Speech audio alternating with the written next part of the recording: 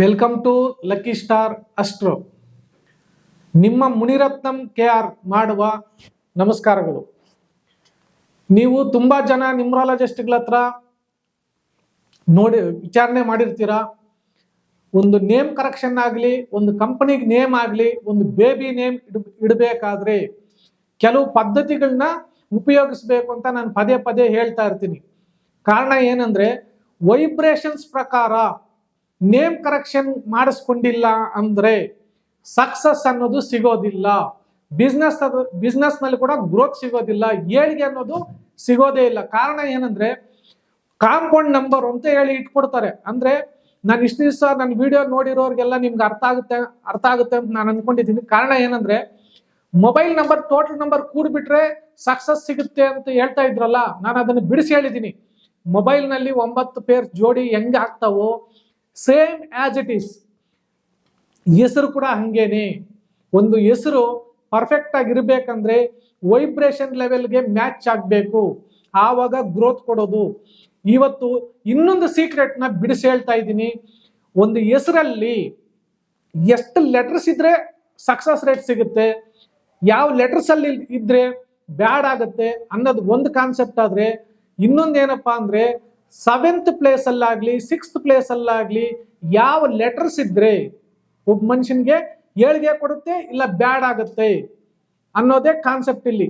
ಜೊತೆಗೆ ಒಂದು ಹೆಸರು ಗ್ರೋತ್ ಇದೆಯಾ ಇಲ್ವಾ ಅಂತ ತಿಳ್ಕೋಬೇಕಾದ್ರೆ ಇಂಡೆಕ್ಸ್ ಮತ್ತೆ RP ಇವೆರಡೂ ಸೇರಿ ಮ್ಯಾಚು ನೇಮ್ ವೈಬ್ರೇಷನ್ಸ್ಗೆ ಮ್ಯಾಚ್ ಆಗಬೇಕು.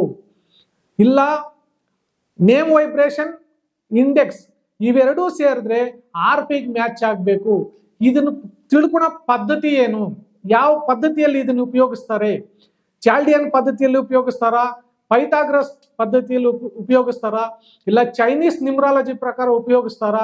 ಇವತ್ತು ಕಿರಣ್ ಕುಮಾರ್ ಅನ್ನೋ ಒಂದು ಹೆಸರು ತಕೊಂಡು ಕ್ಲಿಯರ್ ಕಟ್ ಆಗಿ ನೇಮ್ ಕರೆಕ್ಷನ್ ಮಾಡೋರ್ಗೆ ಈ ಪದ್ಧತಿಗೆ ಗೊತ್ತಿದ್ರೆ ಮಾತ್ರ ನೇಮ್ ಕರೆಕ್ಷನ್ ಮಾಡಕ್ ಸಾಧ್ಯ ಅಂತ ನಾನು ಒಂದು ಕ್ಲಿಯರ್ ಆಗಿ ತಿಳಿಸ್ಕೊಡ್ತೀನಿ ಈ ಹೆಸರನ್ನ. ಇವಾಗ ಒಂದು ಡೇಟ್ ಆಫ್ ಬರ್ತ್ ತಗೊಂಡು ಕಿರಣ್ ಕುಮಾರ್ M ಅನ್ನೋ ಹೆಸರನ್ನ ತಗೊಂಡು ನ್ಯೂಮರಾಲಜಿ ಪ್ರಕಾರ ನೇಮ್ ಕರೆಕ್ಷನ್ ಯಾವ ರೀತಿ ಮಾಡ್ತಾರೆ, ಅದ್ರ ಪದ್ಧತಿಗಳೇನು, ಯಾವ್ದಕ್ಕೆ ಯಾವ್ದು ಮ್ಯಾಚ್ ಆದ್ರೆ ನೇಮ್ ಕರೆಕ್ಷನ್ ಕರೆಕ್ಟ್ ಆಗಿರುತ್ತೆ, ವೈಬ್ರೇಷನ್ಸ್ ಬರುತ್ತೆ ಅಂತ ನೋಡೋಣ. 10/3/2001 ಅಂದ್ರೆ ಈ ಹುಡುಗ ಕಿರಣ್ ಕುಮಾರ್ M ಅನ್ನೋ ಹುಡುಗ ಬರ್ತ್ ಇದು ಬರ್ತ್ ಡೇಟು, ಮಂತು, ಇಯರ್. ಈ ಡೇಟ್ ಅಲ್ಲಿ ಹುಟ್ಟಿರೋ ಹುಡುಗ ಬರ್ತ್ ನಂಬರ್ 1 ಆಗುತ್ತೆ. ಅಂದ್ರೆ 10 + 0 1 ಆಗುತ್ತೆ. ಅದಕ್ಕೆ ಇದನ್ನ ಬರ್ತ್ ನಂಬರ್ 1 ಅಂತ ತಗೊಂತೀವಿ. ಮತ್ತೆ ಇದನ್ನ ಟೋಟಲ್ ಕೂಡಿದ್ರೆ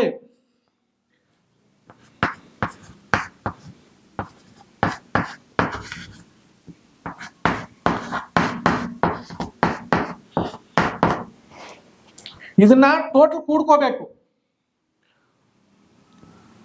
3 4 6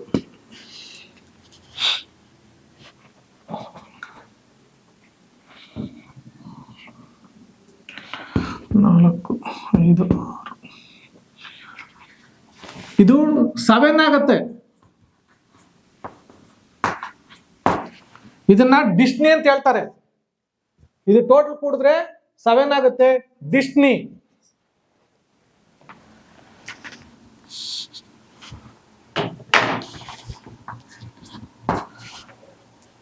ಇವಾಗ ಇದು ಪೈಥಾಗರಸ್ ಪ್ರಕಾರ ವ್ಯಾಲ್ಯೂಸ್. ಇದು ಈ ಕಿರಣ್ ಕುಮಾರ್ M ಅನ್ನೋ ಹೆಸರಿಗೆ ಇದು ಪೈಥಾಗರಸ್ ಪ್ರಕಾರ ವ್ಯಾಲ್ಯೂಸ್. ಇದು K ಅಂದ್ರೆ 2, I ಅಂದ್ರೆ 9, R ಅಂದ್ರೆ 9, A ಅಂದ್ರೆ 1, N ಅಂದ್ರೆ 5, K ಅಂದ್ರೆ 2, U ಅಂದ್ರೆ 3, M ಅಂದ್ರೆ 4, A ಅಂದ್ರೆ 1, R ಅಂದ್ರೆ 9.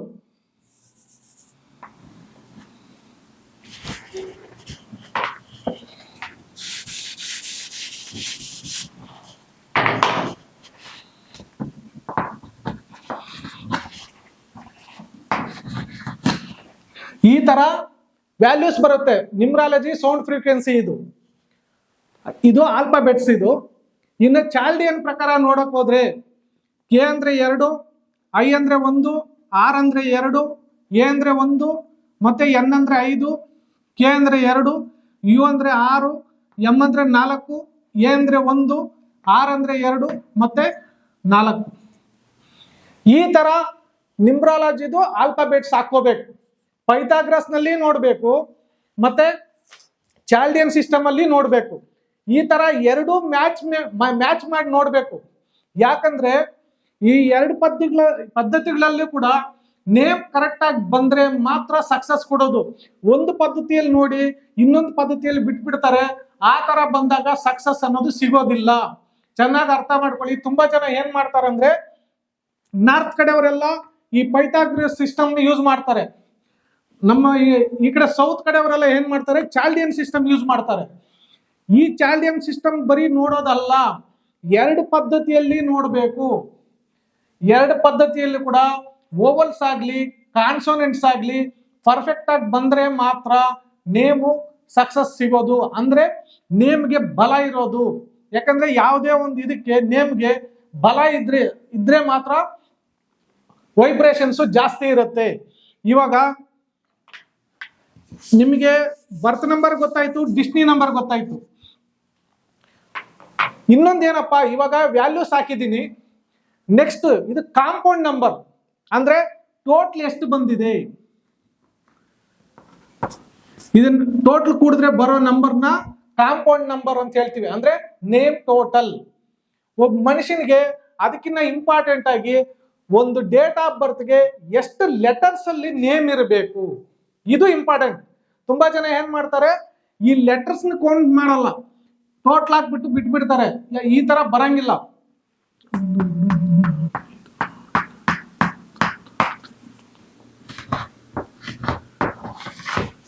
ಇದು ಆಲ್ಫಾಬೆಟ್ಸ್ 11 ಲೆಟರ್ಸ್ ಅಲ್ಲಿ ಇದೆ, 11 ಲೆಟರ್ ಅಲ್ಲಿ ಇದೆ ಈ ನೇಮ್. ಅಂದ್ರೆ ಈ ಡೇಟ್ ಆಫ್ ಬರ್ತ್ಗೆ ಈ 11 ಲೆಟರ್ಸ್ ಮ್ಯಾಚ್ ಆಗುತ್ತಾ, ಹಿಂಗೆ ತಿಳ್ಕೊಬೇಕಾಗಿರೋದು ಮೇನ್. ಫಾರ್ ಎಕ್ಸಾಂಪಲ್ ಹೇಳ್ತೀನಿ, 10ನೇ ತಾರೀಕು ಹುಟ್ಟಿದ್ದಾರೆ, ಇವ್ರ ಬರ್ತ್ ನಂಬರ್ 1, ಈ ಡಿಸ್ನಿ ಬಂದ್ಬಿಟ್ಟು 7. ಇನ್ ಕೇಸ್ 6 ಲೆಟರ್ ಅಲ್ಲಿ ಹೆಸರಿತ್ತು ಅಂತ ಇಟ್ಕೊಳ್ಳಿ, ಇದು ಒಂದಾಗುತ್ತೆ ಬರ್ತ್ ನಂಬರು. ಈ 6 ಲೆಟರ್ ಅಲ್ಲಿ ಹೆಸರಿಡಂಗಿಲ್ಲ ಇವ್ರಿಗೆ. ನೋಡಿ ಚೆನ್ನಾಗಿ ಅರ್ಥ ಮಾಡ್ಕೊಳ್ಳಿ. ಈ ಹೆಸರನ್ನ ಫಸ್ಟ್ ನೋಡ್ಬೇಕಾಗಿರೋದು ಈ ನೇಮ್ ಆಲ್ಫಾಬೆಟ್ಸ್ ಎಷ್ಟು ಲೆಟರ್ಸ್ ಅಲ್ಲಿ ಇರ್ಬೇಕು ಮಗುಗೆ. ಇಲ್ಲಿ ಮೇನ್ ಇಂಪಾರ್ಟೆಂಟ್ ಡಿಸೈಡ್ ಮಾಡ್ಬೇಕಾಗಿರೋದು. ಒಂದು LA ಅಂತ ವ ವಿ ಕೆ ಎಚ್ ಈ ತರ ಕೊಟ್ಬಿಡ್ತಾರೆ ಅಸ್ಟ್ರಾಲಜರ್ಸ್. ಆದ್ರೆ ಒಂದು ಡೇಟ್ ಆಫ್ ಬರ್ತ್ಗೆ ಎಷ್ಟು ಲೆಟರ್ಸ್ ಅಲ್ಲಿ ಇಟ್ರೆ ಶಕ್ತಿ ಇರುತ್ತೆ ನೇಮ್ಗೆ, ಇದು ಇಂಪಾರ್ಟೆಂಟ್. ಇದನ್ನ ತಿಳ್ಕೊಬೇಕು ಫಸ್ಟ್. ಇವಾಗ ಈ ಡೇಟ್ ಆಫ್ ಬರ್ತ್ಗೆ ಈ ನೇಮ್ ಲೆಟರ್ ಆಲ್ಫಾಬೆಟ್ಸ್ ಮ್ಯಾಚ್ ಆಗುತ್ತೆ. ಇದು ಒಂದು ಕಾನ್ಸೆಪ್ಟ್. ನೆಕ್ಸ್ಟ್ ಇವಾಗ ಈ ಕಾಂಪೌಂಡ್ ನಂಬರ್ಸ್ ಇದರಲ್ಲಿ ಎಷ್ಟು ಬರುತ್ತೆ, ಇದರಲ್ಲಿ ಎಷ್ಟು ಬರುತ್ತೆ ನೋಡೋಣ. ನೆಕ್ಸ್ಟ್ ಫರ್ದರ್ ಸ್ಟೆಪ್ ಏನಪ್ಪಾ ಅಂತಂದ್ರೆ,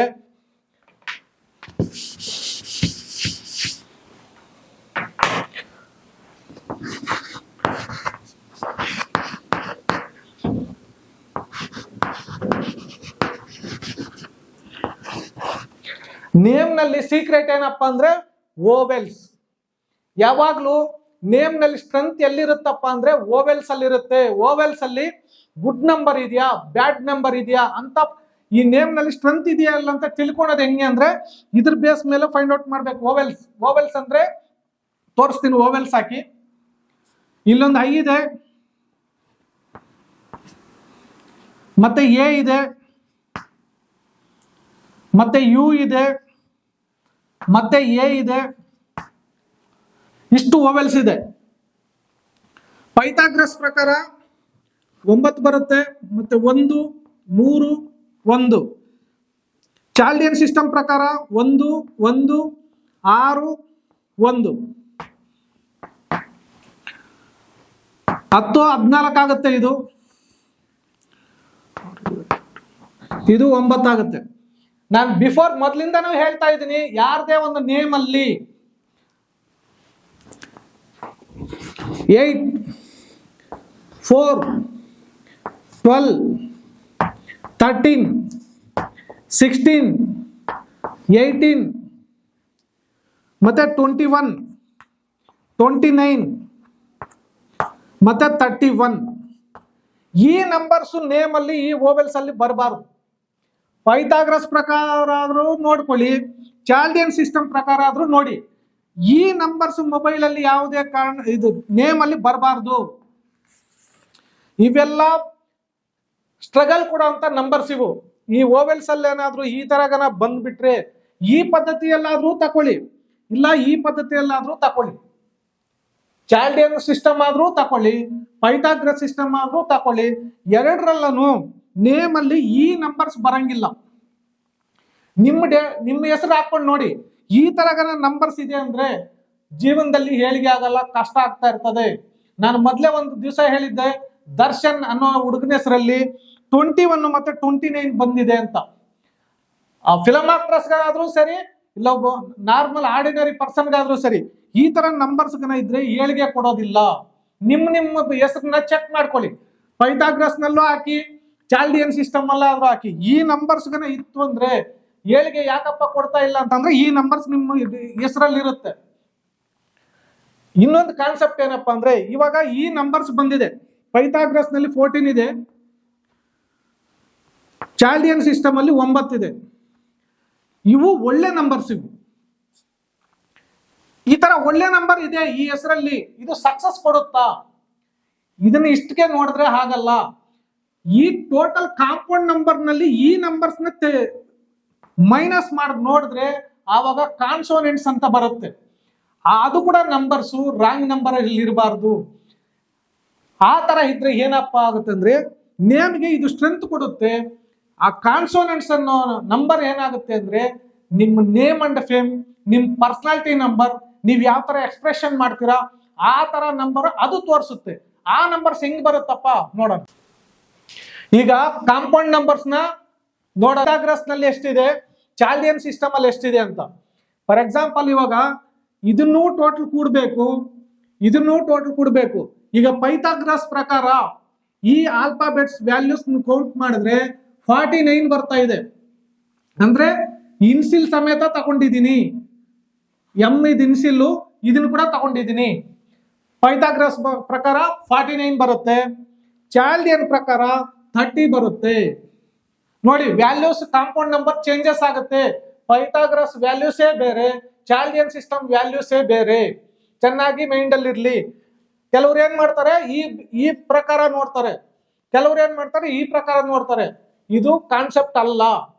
ಎರಡು ಪದ್ಧತಿಯಲ್ಲಿ ನೋಡ್ಬೇಕು, ಎರಡು ಪದ್ಧತಿಯಲ್ಲಿ ಪರ್ಫೆಕ್ಟ್ ಆಗಿ ಬರ್ಬೇಕು. ಆವಾಗ ಹೆಸರಿಗೆ ಸ್ಟ್ರೆಂತ್ ಜಾಸ್ತಿ ಇರುತ್ತೆ.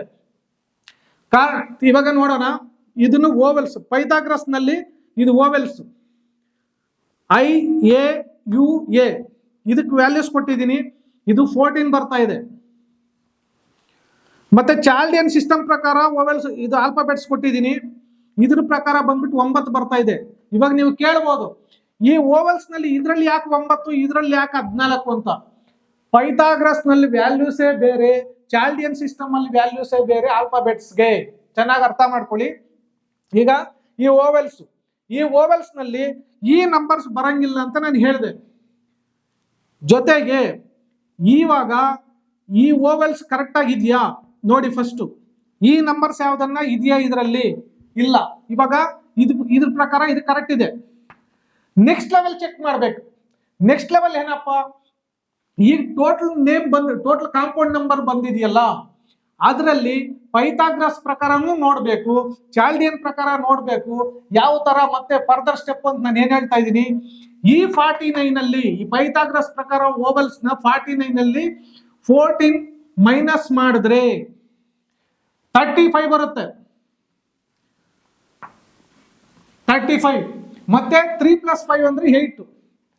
ನಾನು ಫಸ್ಟೇ ಹೇಳಿದೆ ಈ ನಂಬರ್ಸ್ ಇದ್ರಲ್ಲಿ ಇದೆಯಾ ಅಂತ ನೋಡ್ಕೋಬೇಕು. ಇಲ್ಲಿದೆ ನೋಡಿ ಈ ನಂಬರ್ಸ್, ಈ 8 ಇಲ್ಲಿದೆ ಅಂದ್ರೆ ಇಲ್ಲಿ ಗ್ರೋತ್ ಕೊಡಲ್ಲ. ಚೆನ್ನಾಗಿ ಅರ್ಥ ಮಾಡ್ಕೊಳ್ಳಿ. ಒಂದು ಫಾರ್ಮುಲಾ ಪ್ರಕಾರ ಕರೆಕ್ಟ್ ಇದೆ, ಇನ್ನೊಂದು ಫಾರ್ಮುಲಾ ಪ್ರಕಾರ ಕರೆಕ್ಟ್ ಇಲ್ಲ. ನೆಕ್ಸ್ಟ್ ಚಾಲ್ಡಿಯನ್ ಸಿಸ್ಟಮ್ ನೋಡೋಣ. ಚಾಲ್ಡಿಯನ್ ಸಿಸ್ಟಮ್ ಅಲ್ಲಿ 30 ಇದೆ ಟೋಟಲ್ ಕಾಂಪೌಂಡ್ ನಂಬರ್. ಇವಾಗ ಇಲ್ಲಿ 30 ಹಾಕಿದೀವಿ, ಇದು ಓವೆಲ್ಸ್ ಬಂದ್ಬಿಟ್ಟು 9 ಇದೆ, ಇದರ 30ರಲ್ಲಿ 9 ಹೋದ್ರೆ 21ನೇ ಸಂಖ್ಯೆ ಬರುತ್ತೆ. ಇವಾಗ ಇದ್ರಲ್ಲಿ ನೋಡೋಣ. ನೋಡಿ, ಇದರಲ್ಲಿ 21ನೇ ಸಂಖ್ಯೆ ಇದೆ ಅಂದ್ರೆ ಇದು ರಿವರ್ಸ್ ನಂಬರ್. ಈ ಕಿರಣ್ ಕುಮಾರ್ ಎಂ ಅನ್ನೋ ಹೆಸರು ಯಾವ ತರ ಇದೆ ಅಂದ್ರೆ, ಗ್ರೋತ್ ಕೊಡೋ ಜಾಗದಲ್ಲಿ ಪರ್ಸನಾಲಿಟಿ ನಂಬರ್ ಆಗ್ಲಿ ಸಕ್ಸಸ್ ರೇಟ್ ಇಲ್ಲ, ಇವೆರಡು ರಾಂಗ್ ಅಲ್ಲಿದೆ. ಈ ಹೆಸರು ರಾಂಗ್ ಅಲ್ಲಿದೆ. ತುಂಬಾ ಜನ ಏನ್ ಮಾಡ್ತಾರೆ, ಈ ಓವೆಲ್ಸ್ ನೋಡ್ಬಿಟ್ಟು ಅದು ಚೆನ್ನಾಗಿದೆ ಅಂತ ಹೇಳ್ಬಿಟ್ಟು ನೇಮ್ ಕರೆಕ್ಷನ್ ಮಾಡ್ತಾರೆ. ಅದು ಫಾರ್ಮುಲಾ ಅಲ್ಲ. ಓವಲ್ಸ್ ನ ಕಾಂಪೌಂಡ್ ನಂಬರ್ ಇಂದ ಮೈನಸ್ ಮಾಡಿದ್ರೆ ಕಾನ್ಸೋನೆಂಟ್ಸ್ ಅಂತ ಬರುತ್ತೆ. ಆ ಕಾನ್ಸೋನೆಂಟ್ಸ್ ನಂಬರು ಈ ರೌಂಡ್ ಅಪ್ ನಲ್ಲಿ ಹಾಕಿರೋ ನಂಬರ್ಸ್ ಅಲ್ಲಿ ಬರಬಾರ್ದು.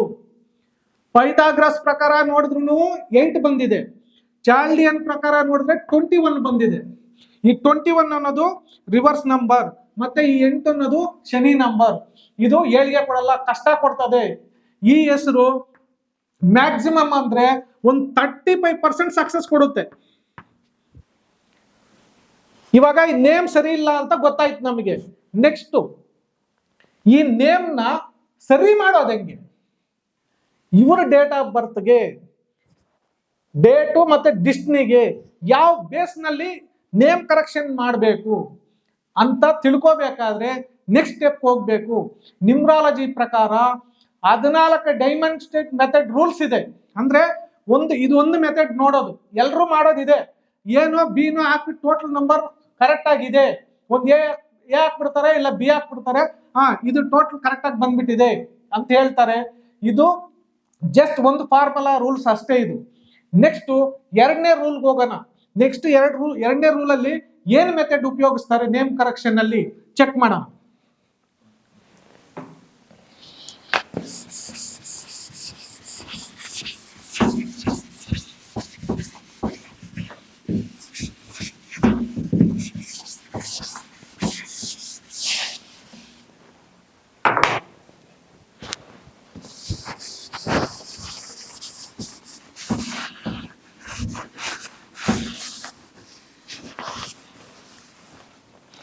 ನೆಕ್ಸ್ಟ್ ರೂಲ್ ಏನಪ್ಪಾ? ನೆಕ್ಸ್ಟ್ ರೂಲ್ ಬಂದ್ಬಿಟ್ಟು ಇಂಡೆಕ್ಸ್.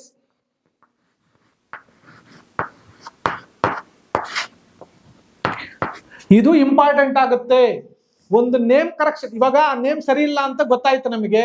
ಈಗ ನೇಮ್ ಕರೆಕ್ಷನ್ ಮಾಡ್ಬೇಕಾದ್ರೆ ಇಲ್ಲಿಂದ 1 by 1 step by step rules formulas base ಮೇಲೆ ಕರೆಕ್ಷನ್ಗೆ ಉಪಯೋಗ ಆಗ್ತದೆ. First index. ಇಂಡೆಕ್ಸ್ ಅಂದ್ರೆ ಏನಂದ್ರೆ ರಾಶಿ ಮತ್ತೆ ಲಗ್ನ. ಒಬ್ಬ ಡೇಟ್ ಆಫ್ ಬರ್ತ್ಗೆ, ಈ ಡೇಟ್ ಆಫ್ ಬರ್ತ್ಗೆ ರಾಶಿಗಾದ್ರೂ ಮ್ಯಾಚ್ ಆಗ್ಬೇಕು ಇಡೋ ಹೆಸರು, ಇಲ್ಲ ಲಗ್ನಕ್ಕಾದ್ರೂ ಮ್ಯಾಚ್ ಆಗ್ಬೇಕು. ಇಂಡೆಕ್ಸ್ ಅಂದ್ರೆ ರಾಶಿ ಮತ್ತೆ ಲಗ್ನ. ರಾಶಿಗೆ ಅಧಿಪತಿ ಯಾರು ಅಂತ ತಿಳ್ಕೋಬೇಕು. ಲಗ್ನಕ್ಕೆ ಅಧಿಪತಿ ಯಾರು ಇದು ತಿಳ್ಕೋಬೇಕಾದ್ರೆ ಅಸ್ಟ್ರಾಲಜಿ ನಾಲೆಡ್ಜ್ ಇರಬೇಕು. ನೀವು ಯಾರೇ ಒಬ್ಬ ನ್ಯೂಮರಾಲಜಿಸ್ಟ್ ಹತ್ರ ಹೋಗ್ಬೇಕಾದ್ರೆ ಅಸ್ಟ್ರಾಲಜಿ ನಾಲೆಡ್ಜ್ಗನ ಇಲ್ಲ ಅವ್ರಿಗೆ, ಬರೀ ನ್ಯೂಮರಾಲಜಿ ಕಲ್ತ್ಕೊಂಡಿದೀವಿ ಅಂತಂದ್ರೆ ಎಲ್ಲ ಒಂದು 5,000 10,000 ಹೋಗಿ ಒಂದು 4-5 ದಿವಸ ಕ್ಲಾಸ್ ಕಲ್ತ್ಕೊಂಡು ಬಂದಿರ್ತಾರಲ್ಲ, ಅಂತವ್ರ ಹತ್ರ ಹೋಗಿ ನೀವು ನೇಮ್ ಕರೆಕ್ಷನ್ ಮಾಡ್ಕೊಂಡ್ರೆ ಅದ್ರಲ್ಲಿ ಸ್ಟ್ರೆಂತ್ನು ಇರಲ್ಲ, ಆ ನೇಮ್ ವ್ಯಾಲ್ಯೂನು ಇರಲ್ಲ. ಕಾರಣ ಏನಂದ್ರೆ ಒಬ್ಬ ಮನುಷ್ಯನಿಗೆ ನೇಮ್ ಕರೆಕ್ಷನ್ ಮಾಡ್ಬೇಕಾದ್ರೆ 27 ನಕ್ಷತ್ರಗಳ ಬಗ್ಗೆ ಗೊತ್ತಿರಬೇಕು, 12 ರಾಶಿಗಳ ಬಗ್ಗೆ ಗೊತ್ತಿರಬೇಕು, ಮತ್ತೆ ಆ ರಾಶಿಗಳಿಗೆ ಅಧಿಪತಿಗಳು ಗೊತ್ತಿರಬೇಕು, ಮತ್ತೆ ಅದು ಎಷ್ಟು ಡಿಗ್ರೀಸ್ ನಲ್ಲಿ ಕೂತಿದೆ ಅಂತ ಅದೆಲ್ಲ ಗೊತ್ತಿರಬೇಕು. ಆವಾಗ್ಲೇನೆ ಅವ್ರಿಗೆ ಇವೆಲ್ಲ ಫೈಂಡ್ ಔಟ್ ಮಾಡಕ್ ಗೊತ್ತಾಗೋದು. ನೆಕ್ಸ್ಟ್ ಇವಾಗ ರಾಶಿಗೆ ಅಧಿಪತಿ ಯಾರು, ಲಗ್ನಕ್ಕೆ ಅಧಿಪತಿ ಯಾರು ಅಂತ ತಿಳ್ಕೊಳಕ್ ಅವ್ರಿಗೆ ಗೊತ್ತಿರಬೇಕು. ಇದು ಒಂದ್ ಕಾನ್ಸೆಪ್ಟ್. ಆದ್ರೆ ನೆಕ್ಸ್ಟ್ ಕಾನ್ಸೆಪ್ಟ್ RP. ಈ RP ನಂಬರ್ ಫೈಂಡ್ ಔಟ್ ಮಾಡಕ್ ಗೊತ್ತಿರ್ಬೇಕು. ಇದೆಲ್ಲ ಗೊತ್ತಿರ್ಬೇಕಾದ್ರೆ, ಇವೆಲ್ಲ ಗೊತ್ತಾಗ್ಬೇಕಾದ್ರೆ ಅಸ್ಟ್ರಾಲಜಿಗೆ ಹೋಗ್ಬೇಕು. ಅವಾಗ ಬರೀ ನ್ಯೂಮರಾಲಜಿ ನಂಬರ್ಸ್ ಹಾಕ್ಬಿಟ್ಟು ಮಾಡ್ಕೊಡ್ತಾರಲ್ಲ, ಅದು ಪದ್ಧತಿ ಅಲ್ವೇ ಅಲ್ಲ. ಈಗ RP ಕಂಡುಹಿಡಿಬೇಕು. ಯಾಕಂದ್ರೆ ಇವ್ರ ಲಕ್ಕಿ ನಂಬರ್ ಆಗ್ಲಿ, ಇವ್ರ ರೂಲಿಂಗ್ ನಂಬರ್ ಏನು ಅಂತ ತಿಳ್ಕೊಬೇಕಾದ್ರೆ RP ಅಂದ್ರೆ ಏನಂದ್ರೆ ರೂಲಿಂಗ್ ಪ್ಲಾನೆಟ್ಸ್.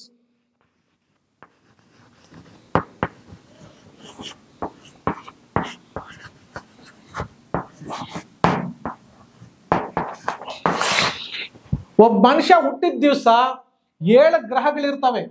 ಅದರಲ್ಲಿ ಒಂದು ಡೇ ಲಾರ್ಡ್ ಇರುತ್ತೆ, ಇನ್ನೊಂದು ಲಗ್ನ ಲಾರ್ಡ್ ಇರುತ್ತೆ, ಇನ್ನೊಂದು ಸ್ಟಾರ್ ಲಾರ್ಡ್ ಇರುತ್ತೆ, ಇನ್ನೊಂದು ಸಬ್ ಲಾರ್ಡ್ ಇರುತ್ತೆ. ಅದೇ ತರ ಮೂನ್ ಸೈನ್ ಲಾರ್ಡ್ ಇರುತ್ತೆ, ಮೂನ್ ಸ್ಟಾರ್ ಲಾರ್ಡ್ ಇರುತ್ತೆ, ಮತ್ತೆ ಮೂನ್ ಸಬ್ ಲಾರ್ಡ್ ಇರುತ್ತೆ. ಇದನ್ನ ಯಾರು ತಿಳ್ಕೊಳಕ್ ಗೊತ್ತಾಗುತ್ತೋ ಈ RP ನಂಬರ್ನ ಫೈಂಡ್ ಔಟ್ ಮಾಡ್ತಾರೆ ಅವರು. ಫಾರ್ ಎಕ್ಸಾಂಪಲ್ ಒಂದು ರೂಲ್ಸ್ ಫಾರ್ಮುಲಾ ತೋರಿಸ್ತೀನಿ ನೋಡಿ.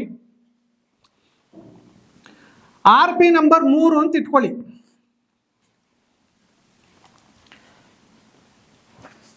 ಇದ್ರದ್ದು ರಾಶಿಗೆ ಮತ್ತೆ ಲಗ್ನಾಧಿಪತಿ ಮತ್ತೆ ರಾಶಿಯಾಧಿಪತಿ ಫಾರ್ ಎಕ್ಸಾಂಪಲ್ ನಂಬರ್ಸ್ ಆಗ್ತಾ ಇದೀನಿ. ಇದನ್ನ ಈ ಡೇಟ್ ಆಫ್ ಬರ್ತ್ ಕನ್ಸಿಡರ್ ಮಾಡಬೇಡಿ. ಈ ತರ ಬಂದಿದೆ ಅಂತ ತಿಳ್ಕೊಳ್ಳಿ. ಇದು RP ನಂಬರ್.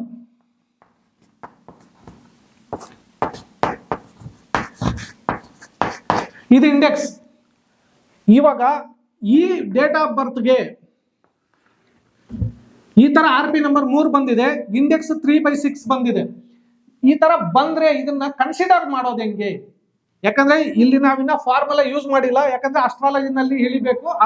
ಅದರಲ್ಲಿ ಹೋಗಿ ತಿಳ್ಕೊಂಡ್ರೆ ಮಾತ್ರ ಈ RP ನಂಬರ್ ಫೈಂಡ್ ಔಟ್ ಮಾಡಕ್ ಆಗೋದು. RP ನಂಬರ್ 3 ಬಂದಿದೆ ಅಂತ ಇಟ್ಕೊಳ್ಳಿ ಎಕ್ಸಾಂಪಲ್. ಮತ್ತೆ ಇಂಡೆಕ್ಸ್ 3/6 ಬಂದಿದೆ. ಈಗ ನೇಮ್ ನಂಬರ್ ಟೋಟಲ್ ಹಾಕಿದಾಗ ಇಲ್ಲಿ ಎಷ್ಟು ಬಂದಿದೆ? 49 ಇದೆ. ಚೆನ್ನಾಗಿ ನೋಡಿ, ಇನ್ನೊಂದು ಸತಿ ಹೇಳ್ತೀನಿ. ಇಂಡೆಕ್ಸ್ ಅಂದ್ರೆ ರಾಶಿ ಮತ್ತೆ ಲಗ್ನ. ರಾಶಿಗೆ ಅಧಿಪತಿ ಯಾರು ಅಂತ ಗೊತ್ತಿರಬೇಕು, ಅವ್ರ ನಂಬರ್ ಹಾಕೋಬೇಕು, ವೈಬ್ರೇಷನ್ ನಂಬರ್ ಹಾಕೋಬೇಕು, ನಾರ್ಮಲ್ ನಂಬರ್ ಅಲ್ಲ. ಲಗ್ನಾಧಿಪತಿ ಯಾರು ಬರ್ತಾರೋ ಅದ ಅಧಿಪತಿಗೆ ವೈಬ್ರೇಷನ್ ನಂಬರ್ ಹಾಕೋಬೇಕು. ಆವಾಗ ಆ ತರ ನೋಡಿದಾಗ ಈ ತರ ಬಂತು ಅಂತ ಇಟ್ಕೊಳ್ಳಿ. 3/6 ಅಂತ ಬಂತು ಅಂತ ಇಟ್ಕೊಳ್ಳಿ. ರಾಶಿಗೆ 3 ನಂಬರ್ ಬಂತು, ಲಗ್ನಾಗ 6 ನಂಬರ್ ಬಂತು ಅಂತ ಇಟ್ಕೊಳ್ಳಿ. ಇದನ್ನ RP ನಂಬರ್ನ 3 ಬಂದಿದೆ ಅಂತ ಇಟ್ಕೊಳ್ಳಿ. ಇವಾಗ ಈ ಕಾನ್ಸೆಪ್ಟು ಈ ಹೆಸರಿಗೆ ಮತ್ತೆ ಈ ಡೇಟ್ ಆಫ್ ಬರ್ತ್ಗೆ ಮ್ಯಾಚ್ ಆಗತ್ತಾ?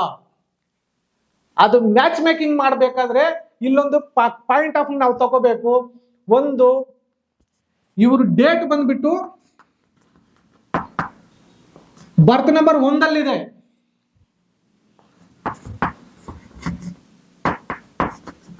ಡಿಸ್ಟಿನಿ 7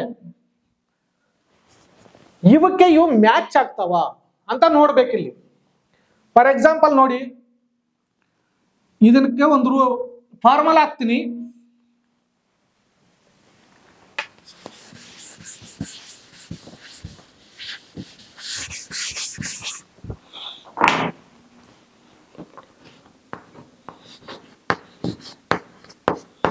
ಇಂಡೆಕ್ಸ್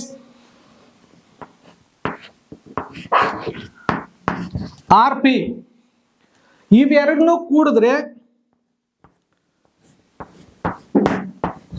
NV ಅಂತ ಹಾಕಿದೀನಿ. NV ಅಂದ್ರೆ ಏನಂದ್ರೆ ನಾನು ಆಲ್ರೆಡಿ ಹೇಳಿದ್ದೀನಿ. ಇಂಡೆಕ್ಸ್ ಅಂದ್ರೆ ರಾಶಿ ಮತ್ತೆ ಲಗ್ನ, RP ಅಂದ್ರೆ ರೂಲಿಂಗ್ ಪ್ಲಾನೆಟ್ಸ್, NV ಅಂದ್ರೆ ನೇಮ್ ವೈಬ್ರೇಷನ್. ಅಂದ್ರೆ ಇವೆರಡನ್ನೂ ಕೂಡಿದ್ರೆ ಪರ್ಫೆಕ್ಟ್ ಆಗಿ ನೇಮ್ ವೈಬ್ರೇಷನ್ಗೆ ಬರಬೇಕು, ಸೆಟ್ ಆಗ್ಬೇಕು. ಇದೇ ಫಾರ್ಮುಲಾ. ಆ ತರ ಇಲ್ಲ ಅಂದ್ರೆ, ಇದೆರಡು ಇಲ್ಲ ಅಂದ್ರೆ ಇನ್ನೊಂದ್ ತರ ಮ್ಯಾಚ್ ಮೇಕಿಂಗ್ ಮಾಡ್ಬೋದು. RP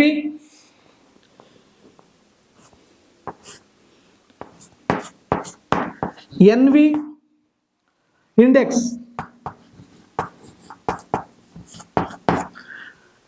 ಈ ತರ ಆದ್ರೂ ಮ್ಯಾಚ್ ಆಗ್ಬೇಕು ನೇಮ್. ಇಲ್ಲ RP plus NV name vibration index ಆದ್ರೂ ಮ್ಯಾಚ್ ಆಗ್ಬೇಕು. ಇದರ ಅರ್ಥ ಏನಪ್ಪ? ನಾವು ಇಡೋ ಹೆಸರು ರಾಶಿಗೆ ಮತ್ತೆ ಲಗ್ನಕ್ಕೆ ಮ್ಯಾಚ್ ಆಗೋ ತರ ಇರಬೇಕು. ಕೆಲವ್ರು ಏನ್ ಮಾಡ್ತಾರೆ, 6 ಲೆಟರ್ ಇಟ್ಕೊಂಡ್ಬಿಡಿ ಒಳ್ಳೆ ನಂಬರು ಅಂತ ಹೇಳ್ಬಿಟ್ಟು 6 ಲೆಟರ್ ಇಡಕ್ ಹೋಗ್ತಾರೆ. ಇನ್ ಕೆಲವ್ರು ಏನ್ ಹೇಳ್ತಾ ಇದ್ದಾರೆ ನ್ಯೂಮರಾಲಜಿಸ್ಟ್, 7 ಲೆಟರ್ ಇಟ್ಕೊಂಡ್ಬಿಟ್ರೆ ಸಕ್ಸಸ್ ಆಗ್ಬಿಡ್ತಾರೆ, ದೊಡ್ಡ ಶ್ರೀಮಂತ ಆಗ್ಬಿಡ್ತಾರೆ. ತುಂಬಾ ಜನ ಕೇಳ್ತಾ ಇದ್ದೀರಾ ಫೋನ್ ಮಾಡಿ, ಏನಂತ, ನಾವ್ ಅವ್ರು ಬರೋ ನಕ್ಷತ್ರಕ್ಕೆ ಇರೋ ಹೆಸರೇ ಬೇರೆ, ಇವ್ರು ಬೇರೆ ಲೆಟರ್ ಕೊಡ್ತಾರೆ, ನಮ್ಗೆ ಸಜೆಸ್ಟ್ ಮಾಡ್ತಾರೆ ಈ ಲೆಟರ್ ಇಟ್ಕೊಟ್ಬಿಡಿ. ನಾವು ಅವ್ ಕೇಳ್ತೀವಿ, ಯಾರು ನಿಮ್ಗೆ ಹೇಳಿದಂದ್ರೆ ಟಿವಿನಲ್ಲಿ ಹೇಳ್ತಾ ಇದ್ದಾರೆ, ಎಲ್ಲ ಕಡೆ ಹೇಳ್ತಾ ಇದ್ದಾರೆ, A ಲೆಟರ್ ಇಟ್ಕೊಂಡ್ಬಿಟ್ರೆ ಸಕ್ಸಸ್ ಆಗ್ಬಿಡುತ್ತೆ, U ಲೆಟರ್ ಇಟ್ಕೊಂಡ್ಬಿಟ್ರೆ ಸಕ್ಸಸ್ ಆಗ್ಬಿಡುತ್ತೆ, V ಅನ್ನೋ ಲೆಟರ್ ಇಟ್ಕೊಂಡ್ಬಿಟ್ರೆ 6ನೇ ನಂಬರ್ ಅಲ್ಲಿ ಗ್ರೋತ್ ಕೊಟ್ಬಿಡುತ್ತೆ. ಇದು ಪದ್ಧತಿಗಳನ್ನ ಉಪಯೋಗಿಸ್ತಾ ಇದ್ದಾರೆ. ಈ ಪದ್ಧತಿಗಳು ಕೆಲಸ ಮಾಡಲ್ಲ. ನಕ್ಷತ್ರಗನುಗುಣವಾಗಿ ಏನ್ ಲೆಟರ್ ಬರುತ್ತೋ ಅದನ್ನ ಮ್ಯಾಚ್ ಮೇಕಿಂಗ್ ತರ ಸೆಟ್ ಮಾಡ್ಬೇಕು. ಇಲ್ಲಿ ಆ ನೇಮ್ಗೆ ಡೇಟ್ ಆಫ್ ಬರ್ತ್ ಮ್ಯಾಚ್ ಮಾಡ್ಬೇಕು. ಆವಾಗ್ಲೇನೆ ಪರ್ಫೆಕ್ಟ್ ಆಗಿ ನೇಮ್ ಒಂದು ವೈಬ್ರೇಷನ್ಸ್ ಬರೋದು. ಯಾವ್ದೋ ಲೆಟರ್ ತಂದು ಬಿಡೋದು, ಅಲ್ಲೊಂದು ಲೆಟರ್ ಹಾಕೋದು, ಒಂದು ಎ ಇರೋ ಜಾಗದಲ್ಲಿ ಬಿ ಹಾಕ್ಬಿಟ್ಟು ನಿನ್ ಟೋಟಲ್ ನಂಬರ್ 50 ಬಂದಿದೆ, 5 ನಂಬರ್ ನಿನ್ ಲಕ್ಕಿ ನಂಬರ್ ಅಂತ ಕೊಟ್ಬಿಡ್ತಾ ಇದ್ದಾರೆ. ಇದು ಪದ್ಧತಿ ಅಲ್ಲ, ಕರೆಕ್ಟ್ ಅಲ್ಲ ಅದು. ಈಗ ನೋಡಿ ಈ ಪದ್ಧತಿನ ಯಾವ ತರ ಉಪಯೋಗಿಸ್ತಾರೆ ಅಂತ ಇಲ್ಲಿ ಬಿಡಿಸಿ ಹೇಳ್ತೀನಿ. ಈಗ ಇಂಡೆಕ್ಸ್ ಬಂದ್ಬಿಟ್ಟು RP ಇಲ್ಲಿ ಬಂದ್ಬಿಟ್ಟಿದೆ ನೋಡಿ, 3 ಇದೆ, ರಾಶಿ ಮತ್ತೆ ಲಗ್ನ ಇಲ್ಲಿ ಹಾಕಿದ್ವಿ. ಇದನ್ನ ಇದಕ್ಕೆ ಕೂಡ್ಬೇಕು, 3 ಇಂದ 3 6 ಆಗುತ್ತೆ. ಇದು 1 ಪಾಯಿಂಟ್. ಇಲ್ಲ ಇದರಿಂದ ಇದಕ್ಕೆ ಕೂಡ್ಬೇಕು, ಇದು 9. ಚೆನ್ನಾಗಿ ಅರ್ಥ ಮಾಡ್ಕೊಳ್ಳಿ. 6 9 ಬಂತು, ಇದು ಕೂಡಿದ್ರೆ ಹಿಂಗೆ. ಈ 6 9 ಇಲ್ಲಿದೆಯಾ ನೋಡ್ಬೇಕು. ಇದು ಇವ್ರ ಡೇಟ್ ಆಫ್ ಬರ್ತ್ ಒಂದು ಡಿಸ್ನಿ ಹೇಳು. ಇವಕ್ಕೇನಾದ್ರೂ ಮ್ಯಾಚ್ ಆಗಿಲ್ಲ ಈ ಬಂದಿರೋ ನಂಬರ್ಸ್ ಅಂದ್ರೆ ಇದು ಕರೆಕ್ಟ್ ಇಲ್ಲ ಅಂತಾನೆ ಅರ್ಥ. ಅಂದ್ರೆ ಇಂಡೆಕ್ಸ್ಗೆ ರಾಶಿ ಮತ್ತೆ ಲಗ್ನಕ್ಕೆ ಸೆಟ್ ಮಾಡಿಲ್ಲ ಕರೆಕ್ಟ್ ಆಗಿ ಹೆಸರು ಅಂತಾನೆ ಅರ್ಥ. ಇದ್ರ ಜೊತೆಗೆ ಇವಾಗ ಒಳ್ಳೆ ನಂಬರ್ನ ಡಿಸೈಡ್ ಮಾಡೋದು ಹೆಂಗೆ? ಈಗ ಇದು ಫಿಕ್ಸು, ಯಾಕಂದ್ರೆ ರಾಶಿ ಮತ್ತೆ ಲಗ್ನನ ಚೇಂಜ್ ಆಗಲ್ಲ, ಅದ್ರ ಟೈಮ್ ಪ್ರಕಾರ ಬಂದಿರುತ್ತೆ. ಇದಕ್ಕೆ ತಕ್ಕನಾಗಿ ನೇಮ್ ಸೆಟ್ ಮಾಡ್ಬೇಕು. RP ನಂಬರ್ 3 ಬಂದಿರುತ್ತೆ, ಅದನ್ನ ಚೇಂಜ್ ಮಾಡಕ್ಕಾಗಲ್ಲ. ಇಂಡೆಕ್ಸ್ ಅಂದ್ರೆ ರಾಶಿ ಮತ್ತೆ ಲಗ್ನ ಬಂದಿರುತ್ತೆ, ಅದನ್ನ ಚೇಂಜ್ ಮಾಡಕ್ಕಾಗಲ್ಲ. ಈ ಪ್ರಕಾರ ಇವಾಗ ಈ ತರ ಬಂದಿದೆ ಅಂತ ಇಟ್ಕೊಳ್ಳಿ, ಇದಕ್ಕೆ ಸೆಟ್ ಮಾಡ್ಬೇಕು ಈ ನೇಮ್. ಇದಕ್ಕೆ ಅಲ್ದಿರ ನಿಮ್ಗೆ ಒಳ್ಳೆ ನಂಬರ್ 50ರಲ್ಲಿ ಬರುತ್ತೆ, ಇಲ್ಲ 60ರಲ್ಲಿ ಬರುತ್ತೆ ಅಂತ ಸೆಟ್ ಮಾಡಿದ್ರೆ ಡೇಟ್ ಆಫ್ ಬರ್ತ್ಗೆ ಮತ್ತೆ ಹೆಸರಿಗೆ ಒಂದಕ್ಕೊಂದು ಹೊಂದಾಣಿಕೆ ಇರಲ್ಲ. ಅವಾಗ ಏನಾಗುತ್ತೆ ಅಂತಂದ್ರೆ ವೈಬ್ರೇಷನ್ ನಲ್ಲಿ ಬರೋದಿಲ್ಲ, ಇಲ್ಲ ಪಿರಮಿಡ್ ಸಂಖ್ಯೆನಲ್ಲಿ ಬರೋದಿಲ್ಲ, ಇಲ್ಲ ರಿವರ್ಸ್ ಟೆಕ್ನಿಕ್ ಮೆಥಡ್ ಅಲ್ಲಿ ಬರೋದಿಲ್ಲ, ಇಲ್ಲ GTIN ಕ್ರೋನಾಲಜಿ ಸಿಸ್ಟಮ್ ಅಂತ ಹೇಳ್ತೀವಿ ಅದ್ರ ಪ್ರಕಾರ ಬರೋದಿಲ್ಲ. ಇಲ್ಲ ಅಂದ್ರೆ ಇನ್ನೊಂದೇನಪ್ಪಾ ಅಂದ್ರೆ RPಗೂ ಇಂಡೆಕ್ಸ್ಗೆ ಮ್ಯಾಚ್ ಆಗಿಲ್ಲ ಅಂದ್ರೆ ಈ ನೇಮ್ ಅಲ್ಲಿ ಬಲ ಇರೋದಿಲ್ಲ. ಇಷ್ಟೆಲ್ಲ ಇದ್ರೂನು ಇನ್ನು ಇದ್ರ ಬಗ್ಗೆ ಇನ್ನ ತಿಳ್ಕೊಳಕ್ ಹೋಗ್ಬೇಕಾದ್ರೆ ಪ್ಲೇಸ್ಮೆಂಟ್ ಆಫ್ ಲೆಟರ್ಸ್ ಅಂತ ಹೇಳ್ತೀವಿ. ಯಾವ ಲೆಟರ್ ಎಲ್ಲಿ ಬಂದ್ರೆ ಗ್ರೋತ್ ಕೊಡುತ್ತೆ ಅನ್ನೋದೇ ಕಾನ್ಸೆಪ್ಟ್ ಇಲ್ಲಿ. ಆವಾಗ ನಮಗೆ ಇನ್ನೊಂದು ಮೆಥಡ್, ಇನ್ನೊಂದು ಫಾರ್ಮುಲಾನಲ್ಲಿ ಸಿಗುತ್ತೆ. Future number, growth number, expression number, impression number, balance number, ಈ ನಂಬರ್ಸ್ ಎಲ್ಲ ಸಿಗ್ತವೆ. ಅವಾಗ ಫಾರ್ಮುಲಾಸ್ ನ ಒಂದಕ್ಕೂ ಅಪ್ಲೈ ಮಾಡ್ತಾ ಹೋಗ್ತಾ ಇದ್ರೆ ಈ ನೇಮ್ ಎಷ್ಟು ಸ್ಟ್ರೆಂತ್ ಅಲ್ಲಿದೆ, ಎಷ್ಟು ಬಲ ಇದೆ. ಯಾಕೆ ನೇಮು ನೇಮು ನೇಮು ನೇಮು ಅಂತ ನಾನು ಹೇಳ್ತಾ ಇರ್ತೀನಿ ಅಂದ್ರೆ ಒಂದು ನೇಮ್ಗೆ ತುಂಬಾ ಸ್ಟ್ರೆಂತ್ ಜಾಸ್ತಿ. ಯಾಕಂದ್ರೆ ಕಾಲಿಂಗ್ ನೇಮ್ ಅಲ್ಲಿ ಬಲ ಜಾಸ್ತಿ. ಕೂಗಿ ಕೂಗಿ ಕೂಗಿ ಜನ, ಫಾರ್ ಎಕ್ಸಾಂಪಲ್ ಪ್ರಕಾಶ್ ಅಂತ ಇಟ್ಕೊಳ್ಳಿ, ಪ್ರಕಾಶ್ ಪ್ರಕಾಶ್ ಪ್ರಕಾಶ್ ಅಂತ ಇರ್ತಾರೆ. ಅದು ವರ್ಡ್ ಒಬ್ರು ಬಾಯಿಂದ ಇನ್ನೊಬ್ರು ಬಾಯಿಗೆ ಕೇಳಿಸೋ ತರ ಮಾತಾಡಿ ಮಾತಾಡಿ ಒಂದು ಮಂತ್ರ ತರ ಹೋಗ್ತದೆ. ಅದಕ್ಕೆ ಪವರ್ ಅನ್ನೋದು ಜಾಸ್ತಿ ಇರುತ್ತೆ. ಈಗ ಒಂದು 108 ಮಂತ್ರಗಳಿರ್ತವೆ, ಒಂದು ಬುಕ್ಕಲ್ಲಿ ಇದ್ರೆ ಅದು ಕೆಲ್ಸಕ್ಕೆ ಬರಲ್ಲ. ಅದನ್ನೇ ಒಂದು ದೇವಸ್ಥಾನದಲ್ಲೋ ಇಲ್ಲ ಎಲ್ಲ ಒಂದ್ ಕಡೆ ಕೂತ್ಕೊಂಡು ಪಠನೆ ಮಾಡಿದ್ರೆ, ವಾಯ್ಸ್ ಬೇಸ್ ನಲ್ಲಿ ಇದು ಮಾಡಿದ್ರೆ ಆ ಮಂತ್ರಕ್ಕೆ ಎಷ್ಟು ಪವರ್ ಸಿಗುತ್ತೋ ಅದೇ ತರ ಒಂದು ಹೆಸರಿಗೆ, ಕಾಲಿಂಗ್ ನೇಮ್ಗೆ ತುಂಬಾ ಪವರ್ ಜಾಸ್ತಿ ಇರುತ್ತೆ. ಪ್ರತಿಯೊಬ್ಬ ಮನುಷ್ಯನಿಗೂ ಕಾಲಿಂಗ್ ನೇಮ್ ಅನ್ನೋದು ತುಂಬಾ ಇಂಪಾರ್ಟೆಂಟ್ ಆಗುತ್ತೆ. ಕೆಲವರು ದೊಡ್ಡದಾಗಿ ಹೆಸರು ಇಟ್ಕೊಂಡ್ಬಿಡ್ತಾರೆ, 3 ಹೆಸರುಗಳು. ನಾನು ಮೊದಲೇ ಈ ಒಂದು ವಿಡಿಯೋನಲ್ಲಿ ಹೇಳಿದ್ದೆ, 1 ಹೆಸರು ಕರೀತಾರೆ, 2 ಹೆಸರು ಯಾರು ಕರೀತಾರೆ ಅಂತ. ಯಾವಾಗ್ಲೂ ಕಾಲಿಂಗ್ ನೇಮ್ಗೆ ತುಂಬಾ ಇಂಪಾರ್ಟೆಂಟ್ ಆಗುತ್ತೆ. ಇವಾಗ ನಾವು ಈ ನೇಮ್ ಕರೆಕ್ಷನ್ಗೆ 14 ರೂಲ್ಸ್ ಅಲ್ಲಿ ಬರೀ 3 ರೂಲ್ಸ್ ಮಾತ್ರ ಅಪ್ಲೈ ಮಾಡಿದೀವಿ, 3 ಮೆಥಡ್ ಮಾತ್ರ ಯೂಸ್ ಮಾಡಿದೀವಿ. ಯಾಕಂದ್ರೆ ಇದು ನೇಮ್ ಸರಿ ಇಲ್ಲ ಅಂತ ಗೊತ್ತಾಯ್ತು ಅಷ್ಟೇ. ಒಂದು ಇಂಡೆಕ್ಸು RP ಇಲ್ಲಿಗೆ ಮಾತ್ರ ನಿಂತಿದೀವಿ, ಯಾಕಂದ್ರೆ ಇನ್ನ ಕಾಂಪೌಂಡ್ ನಂಬರ್ ನೋಡಿದೀವಿ. ಇವಾಗ ಇದಕ್ಕೆ ಮ್ಯಾಚ್ ಮಾಡಕ್ ಹೋದ್ರೆ ಮ್ಯಾಚ್ ಆಗ್ತಾ ಇಲ್ಲ. ನೆಕ್ಸ್ಟ್ ಲೆವೆಲ್ ಏನಪ್ಪಾ, ಇಷ್ಟಕ್ಕೆ ಗೊತ್ತಾಗಲ್ಲ.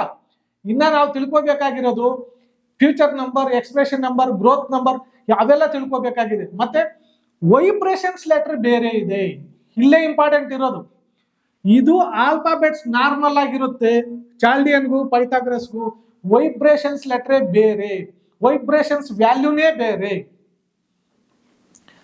ಅದನ್ನ ತಿಳ್ಕೊಬೇಕಂದ್ರೆ ಈ 14 ರೂಲ್ಸ್ ಯಾರು ಅಪ್ಲೈ ಮಾಡಿ ಒಂದು ನೇಮ್ ಕರೆಕ್ಷನ್ ಮಾಡಿಕೊಡ್ತಾರೋ ಆವಾಗ ಹೆಸರಿಗೆ ಬಲ ಜಾಸ್ತಿ ಇರುತ್ತೆ. ಇವಾಗ ಇದು ಪಾರ್ಟ್ 1 ಅಂತ ತಿಳ್ಕೊಳ್ಳಿ. ಇದು ನೆಕ್ಸ್ಟ್ ಸ್ಟೆಪ್. ನೆಕ್ಸ್ಟ್ ವಿಡಿಯೋನಲ್ಲಿ ಪಾರ್ಟ್ 2 ಅಂತ ಇದ್ರದೇ ವಿಡಿಯೋ ಕಂಟಿನ್ಯೂ ವಿಡಿಯೋ ಹಾಕ್ತೀವಿ. ಎಲ್ಲರೂ ನೋಡಿ. ಅವಾಗ ನೇಮ್ ಕರೆಕ್ಷನ್ ಯಾವ ಪದ್ಧತಿನಲ್ಲಿ ಮಾಡ್ತಾರೆ, ಯಾಕಂದ್ರೆ ಇಷ್ಟೊಂದು ರೂಲ್ಸ್ ಇದೆಯಾ ನೇಮ್ ಕರೆಕ್ಷನ್ ಮಾಡಕ್ಕೆ? ಒಂದು ಏನೋ ಒಂದು ಬೀನೆ ಹಾಕ್ಬಿಟ್ರೆ ಆಗ್ಬಿಡುತ್ತಾ ಅಂತ ಮಾಡ್ಕೊಡ್ತಾರಲ್ಲ, ಅದು ಸರಿನಾ? ಇಲ್ಲ ನಾವ್ ಈ ತರ ಯೂಸ್ ಮಾಡ್ತೀವಲ್ಲ, ಈ ಪದ್ಧತಿ ಕರೆಕ್ಟಾ ಅಂತ ನಿಮಗೆ ಗೊತ್ತಾಗುತ್ತೆ. ನಿಮ್ ಹೆಸರು ಹಾಕೊಂಡು ನೀವೇ ನೋಡಿ. ಇದು ಪಾರ್ಟ್ 1 ಅನ್ಕೊಳ್ಳಿ, ಪಾರ್ಟ್ 2 ನೆಕ್ಸ್ಟ್ ವಿಡಿಯೋ ಹಾಕ್ತೀವಿ, ಅದನ್ನ ನೋಡಿ ನಿಮಗೆ ಅರ್ಥ ಆಗುತ್ತೆ. ಈ ವಿಡಿಯೋ ನಿಮ್ಗೆ ಇಷ್ಟ ಆಗಿದೆ ಅಂತ ಅನ್ಕೊಂಡಿದೀನಿ. ಎಲ್ರಿಗೂ ಶೇರ್ ಮಾಡಿ. ಯಾಕಂದ್ರೆ ವೈಬ್ರೇಷನ್ಸ್ ಪ್ರಕಾರ ಇದುವರೆಗೂ ಯಾರು ಹೇಳಿಲ್ಲ ಕರ್ನಾಟಕದಲ್ಲಿ. ನನಗ್ ಗೊತ್ತಿರೋ ತರ ವೈಬ್ರೇಷನ್ಸ್ ಬಗ್ಗೆ ಹೇಳ್ತಾರೆ, ವೈಬ್ರೇಷನ್ ನಂಬರ್ ಅಂತ ಹೇಳ್ತಾರೆ. ಆಕ್ಚುಲಿ ವೈಬ್ರೇಷನ್ಸ್ ವ್ಯಾಲ್ಯೂನೇ ಬೇರೆ. ಒಂದು ಸಿಂಪಲ್ ಲಾಜಿಕ್ ಹೇಳ್ತೀನಿ ನೋಡಿ, ನಿಮಗೆ ಅರ್ಥ ಆಗ್ಬಿಡುತ್ತೆ.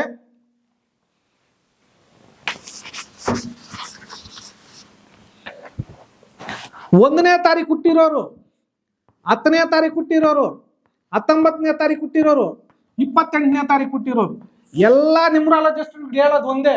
ಇವ್ರು ಎಲ್ಲ ಹುಟ್ಟಿರೋ ಡೇಟ್ಗಳಿಗೆಲ್ಲ ಒಂದೇ ತರ ಇರ್ತಾರೆ. ಇದು ಪಕ್ಕ ರಾಂಗ್. ಇದು 1ಕ್ಕೆ ವೈಬ್ರೇಷನ್ನೇ ಬೇರೆ, 10ಕ್ಕೆ ವೈಬ್ರೇಷನ್ನೇ ಬೇರೆ, 19ಕ್ಕೆ ವೈಬ್ರೇಷನ್ನೇ ಬೇರೆ, 28ಕ್ಕೆ ವೈಬ್ರೇಷನ್ನೇ ಬೇರೆ. ಚೆನ್ನಾಗಿ ಅರ್ಥ ಮಾಡ್ಕೊಳ್ಳಿ. ಯಾಕಂದ್ರೆ ರಿಪೀಟ್ ಮಾಡಿ ಹೇಳ್ತಾ ಇದ್ದೀನಿ ನಾನು. 1 ಅಂದ್ರೆ ಸೂರ್ಯ, ಇಲ್ಲಿ 1 ಅಂದ್ರೆ ಸೂರ್ಯ, ಮತ್ತೆ ಇಲ್ಲಿ 0 ಇರುತ್ತೆ. ಯಾಕಂದ್ರೆ ಇದಕ್ಕೆ ಎಷ್ಟು ಸ್ಟ್ರೆಂತ್ ಇರುತ್ತೆ ಅನ್ನೋದು ವೈಬ್ರೇಷನ್ ಅಲ್ಲಿ ಬರುತ್ತೆ. 19 ಅಂದ್ರೆ ನೋಡಿ, ಇಲ್ಲಿ 1 ಅಂದ್ರೆ ಸೂರ್ಯ, 9 ಅಂದ್ರೆ ಕುಜ, ಇದು ವೈಬ್ರೇಷನ್ನೇ ಬೇರೆ ಆಗ್ಬಿಡುತ್ತೆ. 28 ಇಲ್ಲಿ ಚಂದ್ರ ಇರ್ತಾನೆ ಮತ್ತೆ ಶನಿ ಇರ್ತದೆ. ಅದಕ್ಕೆ ಹೇಳೋದು ವೈಬ್ರೇಷನ್ಸ್ ಬಗ್ಗೆ ಗೊತ್ತಿಲ್ಲ ಅಂದ್ರೆ ನೇಮ್ ಕರೆಕ್ಷನ್ ಮಾಡಕ್ಕೆ ಬರೋದಿಲ್ಲ. ಚೆನ್ನಾಗಿ ಅರ್ಥ ಮಾಡ್ಕೊಳ್ಳಿ. ವೈಬ್ರೇಷನ್ಸ್ ಪ್ರಕಾರ ಯಾರು ನೇಮ್ ಕರೆಕ್ಷನ್ ಮಾಡಿಸ್ಕೊಂತೀರೋ ಅದು ಪಕ್ಕ ಕರೆಕ್ಟ್ ಆಗಿರ್ತದೆ, ಬಲ ಇರ್ತದೆ ಹೆಸರಿಗೆ. ಓಕೆ.